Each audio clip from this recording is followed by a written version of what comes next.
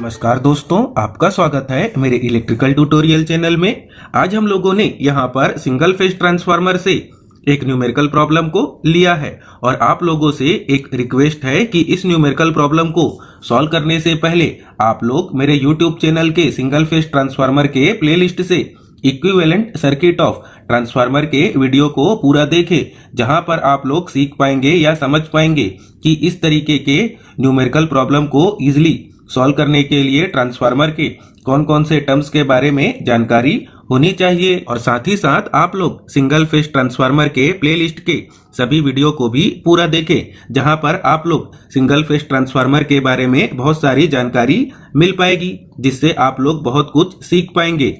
और आप लोगों से एक और रिक्वेस्ट है कि अगर आपको मेरे बताने का मेथड या समझाने का तरीका अच्छा लगे तो इस वीडियो को ज्यादा से ज्यादा लाइक और शेयर करें और मेरे YouTube चैनल को भी सब्सक्राइब करें, ताकि जो भी वीडियो अपलोड हो उसकी लेटेस्ट जानकारी आप लोगों को मिल सके। तो आइए सॉल्व करते हैं आज के इस न्यूमेरिकल प्रॉब्लम को, जो कि इस प्रकार से है। 20 kVA 2500 divided by 250 volt single phase transformer has resistance and leakage reactance as follows. HV winding R1 is equal to 2.4 ohm, X1 is equal to 5.6 ohm, LV winding R2 is equal to 0.024 ohm, X2 is equal to 0.056 ohm with primary voltage held constant at 2500 volt.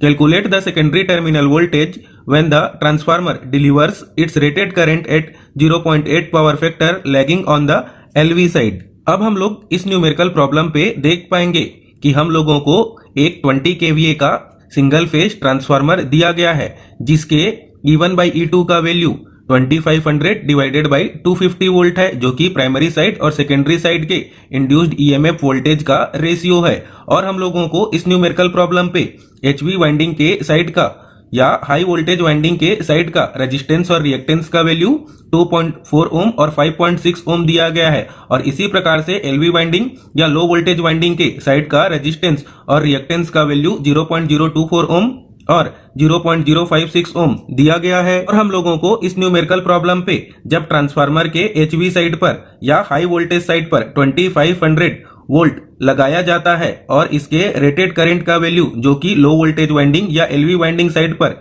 जिसका power factor 0.8 lag कर रहा हो, तो हम लोगों को इस condition पर सेकेंडरी टर्मिनल वोल्टेज के वैल्यू को कैलकुलेट करना होगा।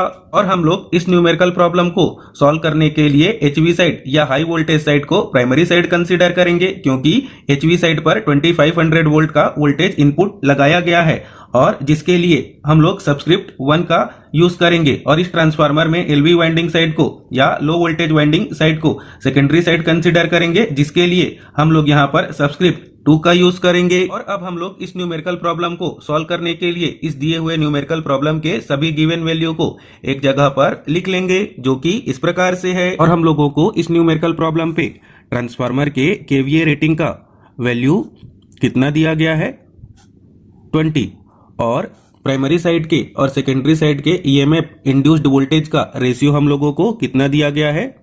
तो लिख पाएंगे E1 divided by E2 is equal to 2500 divided by 250 volt. हम लोगों को इस न्यूमेरिकल प्रॉब्लम पे जो हाई वोल्टेज साइड है उसके रेजिस्टेंस का वैल्यू कितना दिया गया है, तो लिख पाएंगे R1 इज इक्वल टू 2.4 ओम, और हाई वोल्टेज साइड के रिएक्टेंस का वैल्यू कितना दिया गया है, तो लिख पाएंगे X1 इज इक्वल टू 5.6 ओम, और लो वोल्टेज साइड के रेजिस्टेंस का वैल्यू कितना दिया गया है, तो लिख पाएंगे R2 इज इक्वल टू 0.024 ओम, और लो वोल्टेज साइड के रिएक्टेंस का वैल्यू कितना दिया गया है, तो लिख पाएंगे X2 इज इक्वल टू 0.056 ओम। अब हम लोग यहाँ पर आगे इस दिए हुए ट्रांसफार्मर के डाटा के अकॉर्डिंग ट्रांसफार्मर के प्राइमरी वाइंडिंग और सेकेंडरी वाइंडिंग के लिए इक्विवेलेंट सर्किट डायग्राम को ड्रॉ करेंगे। यहाँ पर हम लोगों ने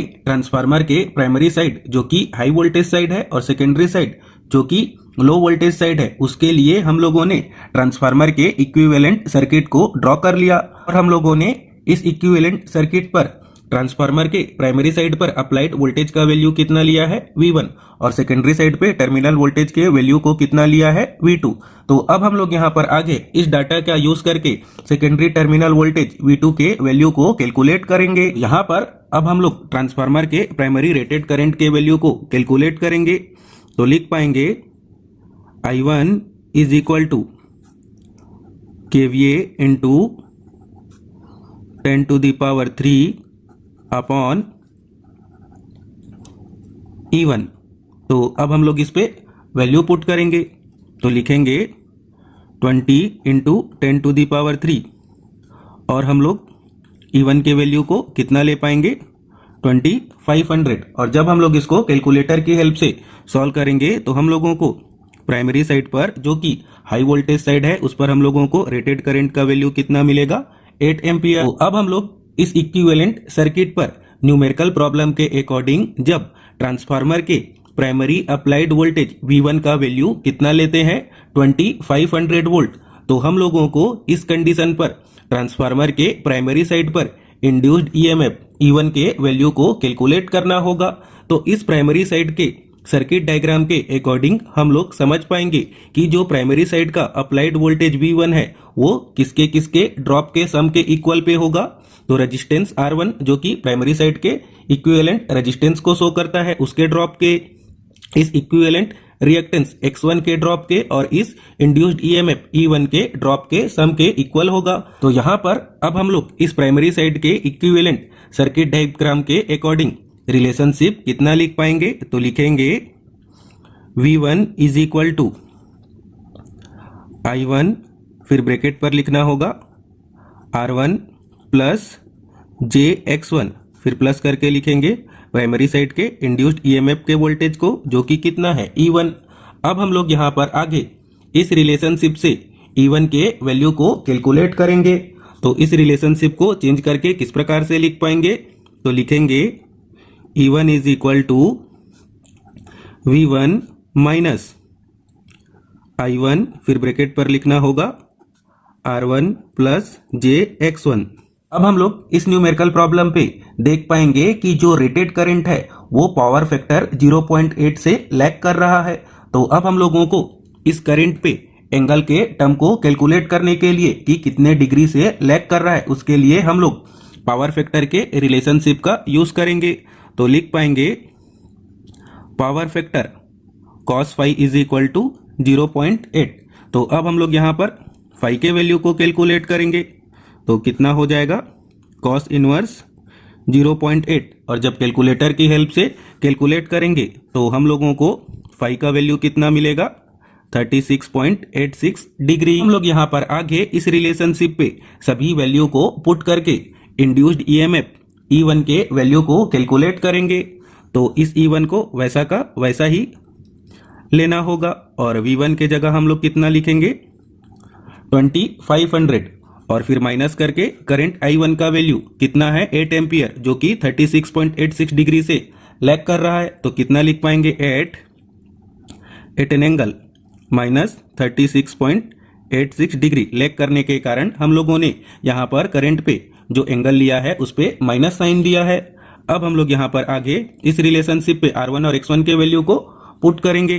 तो R1 का वैल्यू कितना है 2.4 प्लस J वैसा का वैसा ही रहेगा और X1 का वैल्यू कितना है 5.6। हम लोग इस पूरे वैल्यू को कैलकुलेटर की हेल्प से कैलकुलेट कर लेंगे। तो देखेंगे कि हम लोगों को इंड्यूस्ड EMF E1 का वैल्यू कितना मिलेगा। तो यहाँ पर हम लोग लिख पाएंगे 2500 माइनस 8 एन एंगल माइनस 36.86 फिर उस पर मल्टीप्लाई करना होगा 2.4 प्लस 5.6 J का। और जब हम लोग इसको कैलकुलेट करेंगे तो हम लोगों को जो इंड्यूस्ड EMF E1 का वैल्यू कितना मिलेगा 2457.88 और एंगल पे माइनस 0.567। यहाँ पर अब हम लोग E1 के वैल्यू को लिख लेंगे जिसको हम लोगों ने कैलकुलेटर के हेल्प से कैलकुलेट किया है। तो लिख पाएंगे 2457.88 और एंगल पे माइनस 0.567।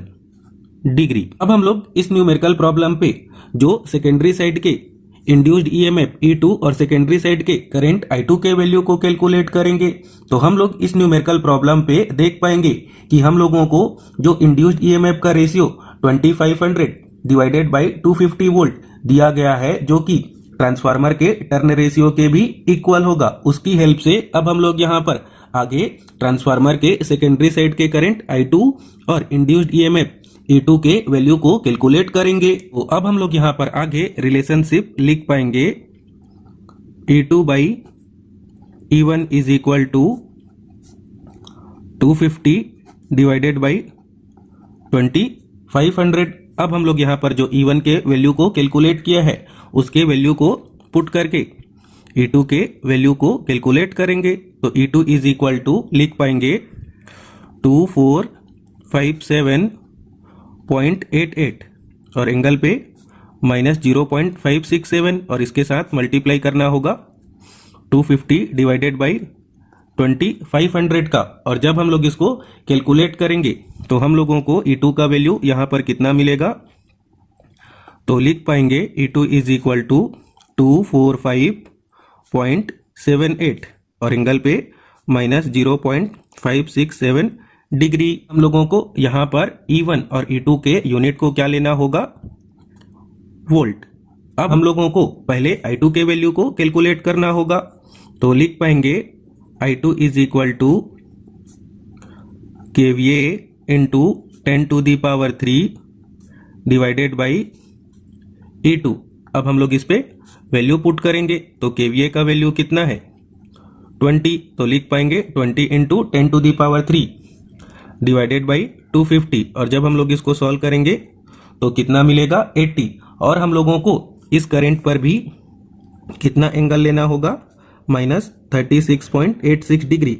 और इस एंगल को हम लोगों ने पहले कंडीशन पर ही कैलकुलेट कर लिया है, क्योंकि इस न्यूमेरिकल प्रॉब्लम पर बताया गया है कि जो ट्रांसफार्मर का रेटेड करंट है वो कितने पावर फैक्टर से लैग कर रहा है, 0.8, और उस पावर फैक्टर का यूज करके हम लोगों ने इस एंगल को कैलकुलेट किया है। अब हम लोग इस ट्रांसफार्मर के सेकेंडरी साइड के इक्विवेलेंट सर्किट का यूज करके सेकेंडरी टर्मिनल वोल्टेज V2 के वैल्यू को कैलकुलेट करेंगे। तो इस डायग्राम से हम लोग देख पाएंगे कि जो ट्रांसफार्मर का सेकेंडरी साइड का ईएमएफ E2 है वो कौन कौन से कंपोनेंट के ड्रॉप के सम के इक्वल होगा। तो इक्विवेलेंट रेजिस्टेंस R2 के ड्रॉप, इक्विवेलेंट रिएक्टेंस X2 के ड्रॉप और इस टर्मिनल वोल्टेज V2 के ड्रॉप के सम के इक्वल होगा। तो यहाँ पर अब हम लोग ट्रांसफार्मर के सेकेंडरी साइड के ईएमएफ के E2 के लिए क्या रिलेशनशिप लिख पाएंगे, तो लिखेंगे E2 is equal to I2 into bracket पर लिखेंगे R2 प्लस JX2, फिर लिखेंगे प्लस V2 को। अब हम लोगों को इस रिलेशनशिप से V2 के वैल्यू को कैलकुलेट करना है। तो इस रिलेशनशिप को किस प्रकार से चेंज करके लिख पाएंगे, लिखेंगे V2 is equal to A2 minus I2 bracket पर R2 प्लस JX2। हम लोग यहाँ पर आगे इस रिलेशनशिप पे सभी वैल्यू को पुट करेंगे। तो लिख पाएंगे V2 is equal to E2 के वैल्यू को हम लोगों ने कितना कैलकुलेट किया है, 245.78 और एंगल पे -0.567 डिग्री। और I2 के वैल्यू को अब हम लोग पुट करेंगे जो कि कितना है 80 at an angle of -36.86 degree. अब हम लोग इस पे R2 और JX2 के भी वैल्यू को पुट करेंगे। तो लिखेंगे R2 के जगह पे 0.024 प्लस J 0.056। अब हम लोग यहाँ पर आगे कैलकुलेटर की हेल्प से V2 के वैल्यू को कैलकुलेट कर लेंगे। तो लिखेंगे 245.78 और एंगल पे लिखना होगा -0.567, फिर करंट के वैल्यू को 80 एट एन एंगल ऑफ -36.86 और इस पे मल्टीप्लाई करना होगा 0.024 प्लस 0.056 J। तो अब हम लोग देख पाएंगे कि हम लोगों को जो V2 का वैल्यू है कितना मिलेगा। यहाँ पर देख पाएंगे कि हम लोगों को वोल्टेज V2 का वैल्यू कितना मिला, 241.59 एंगल पे -1.15 डिग्री। अब हम लोग यहाँ पर आगे V2 के वैल्यू को लिखेंगे जिसको हम लोगों ने कैलकुलेटर से कैलकुलेट किया है। तो लिख पाएंगे 241.59 एट एन एंगल -1.15 डिग्री। इसी के साथ ही हम लोगों का आज का यह न्यूमेरिकल प्रॉब्लम कंप्लीट हुआ। तो अगर आपको यह सब बताने का मेथड, समझाने का मेथड अच्छा लगा हो तो इस वीडियो को ज़्यादा से ज़्यादा लाइक और शेयर करें और मेरे YouTube चैनल को सब्सक्राइब करें। Thank you.